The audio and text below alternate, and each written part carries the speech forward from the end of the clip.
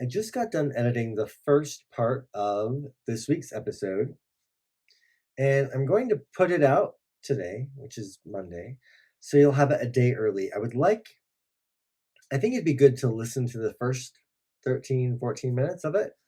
Let that sink in and digest because I'm giving a lot of information that I'm like directly reading from other materials. And I want you to think about it. I want you to kind of sit in.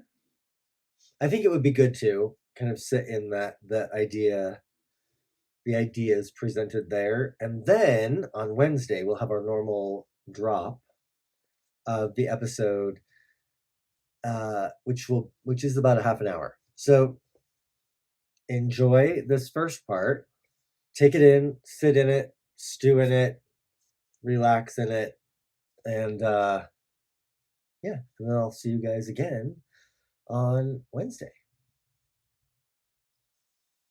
Welcome back to Rune Walking in Modern Times. I'm Ken Edwards, your host, also an author, rune walker, shaman of the Northern traditions, and it is winter solstice time in the Northern Hemisphere. And today, you're hanging out with me while we have a little dinner, which we're having salad with some, balsamic vinaigrette and chicken. So, I'm going to be eating as we go. Also, I have my chai. This is going to be a little bit different episode. I would like us to take a little journey, if we can. No, not a shamanic journey or anything like that. Not today. That might be a different episode. What I would like us to do today is we are going to... I'm on the computer. I am going to be looking up things. This will be fun. Let's begin with... I would like to look up Norse paganism. Ooh. And if we click on Wikipedia, which I love. Old Norse religion, also known as Norse paganism, is a branch of Germanic religion which developed during the Proto-Norse period, when the North Germanic peoples separated into a distinct branch of the Germanic peoples. It was replaced by Christianity and forgotten during the Christianization of Scandinavia. Scholars reconstruct aspects of North Germanic religion by historical linguistics,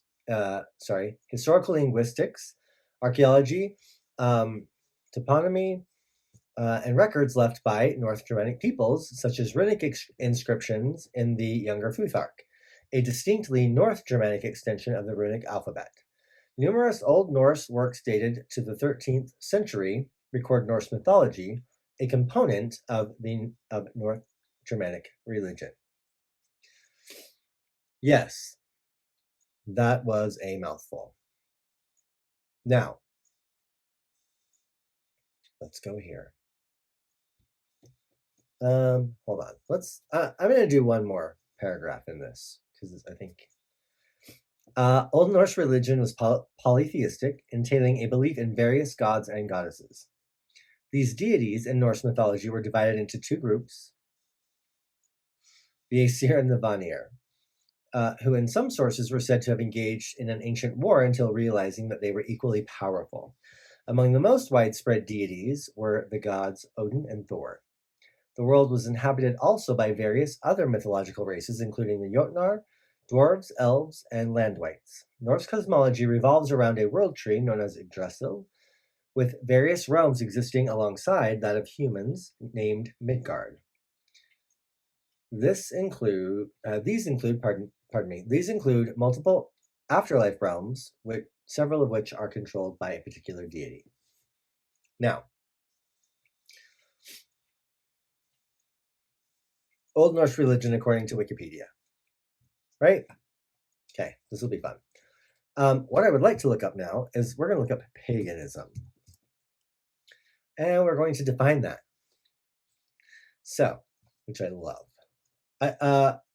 If you're new, I love etymology. I love looking up words. I love looking up why we use certain words. I love looking up the history of those words.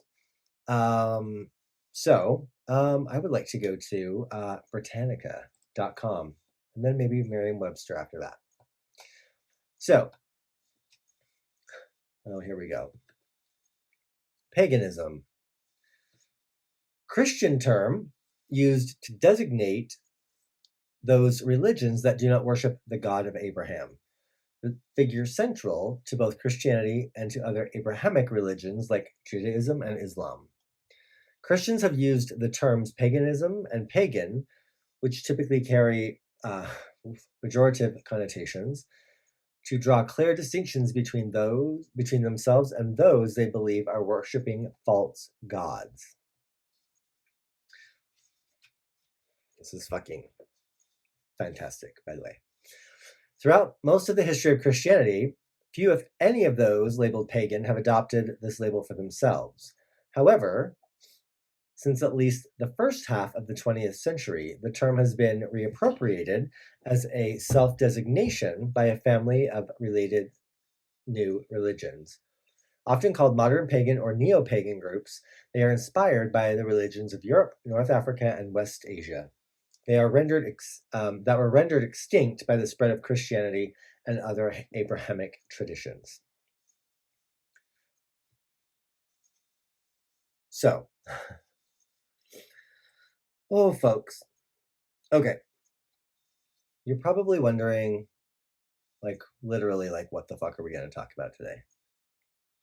Well, what I wanted to talk about was Yule, solstice, Christmas, right? Like the holiday that we're about to encounter was centered around, I think almost all of them in paganism are, shifts in season and times of the year.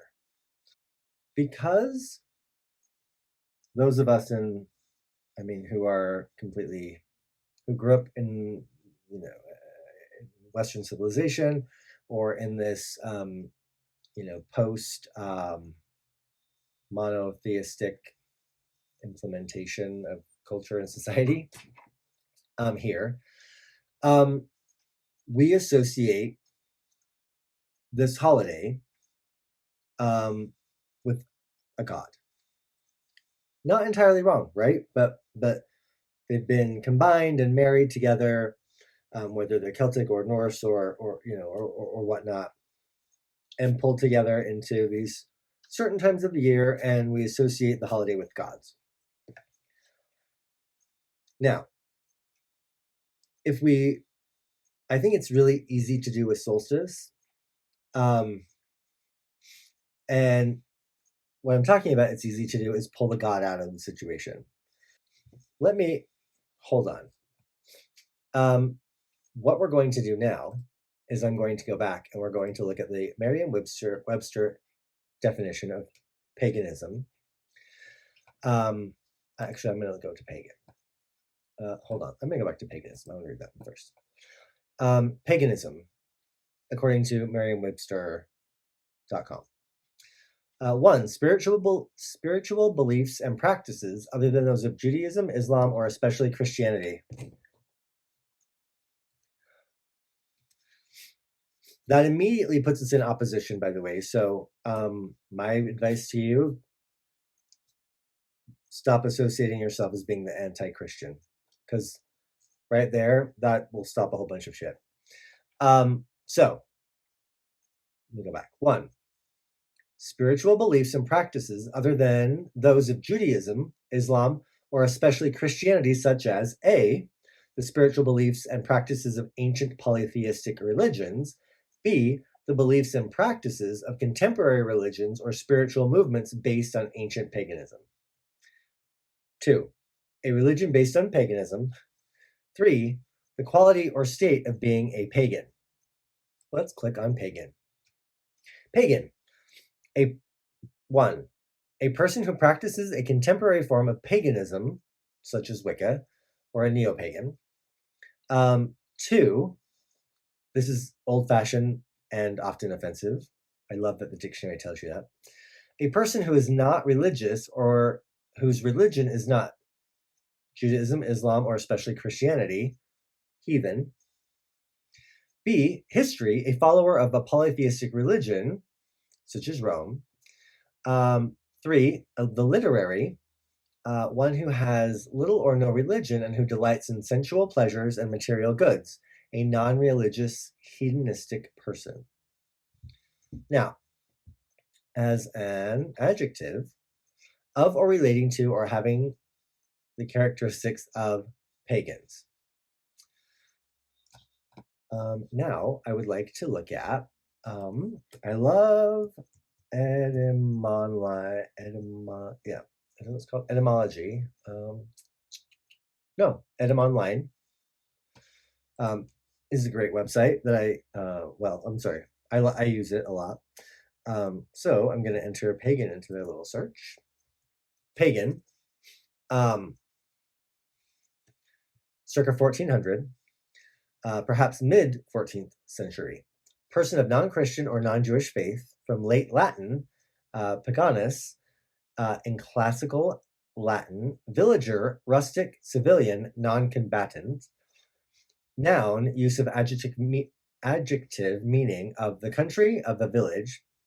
From pagus, country people, province, rural district, originally district limited by markers, thus related to, I'm not going to be able to pronounce these things, to fix or to fasten.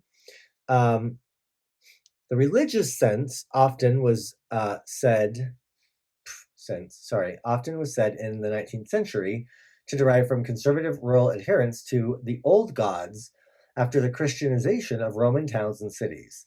But the Latin word, in this sense, predates the period in church history and is more likely derived from the use of paganus in Roman military jargon for civilian or incompetent soldier,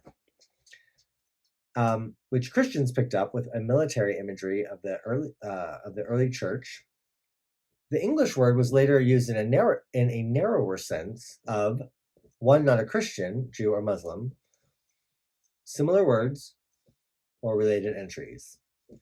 Peasant, all of these people of the country, of the land, of non-military, of small village. I'm going to look up heathen now. It's Old English, meaning not Christian or Jewish, also a noun.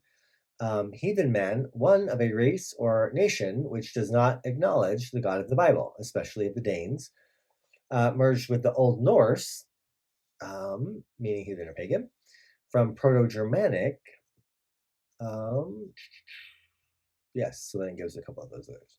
Perhaps literally, dweller on the heath, one inhabiting uncultivated land. Historically assumed to be ultimately from the Gothic, this word, Gentile, a heathen woman, used by Ulfilas in the first translation of the Bible into a Germanic language. Like other basic words for exclusively Christian ideas, it likely would have first come into Gothic and then spread to other Germanic languages. If so, it could be a noun. Use of an unrelated Gothic adverb or adjective, pardon me. So, whether native or Gothic, it might have been chosen on model of Latin paganus, with its root sense of rural. Now, oh, hi, Henry. Would you like to join us? Come here. This is Henry. Now, hi. No, you can't have my dinner. So, hi. No, that's my dinner.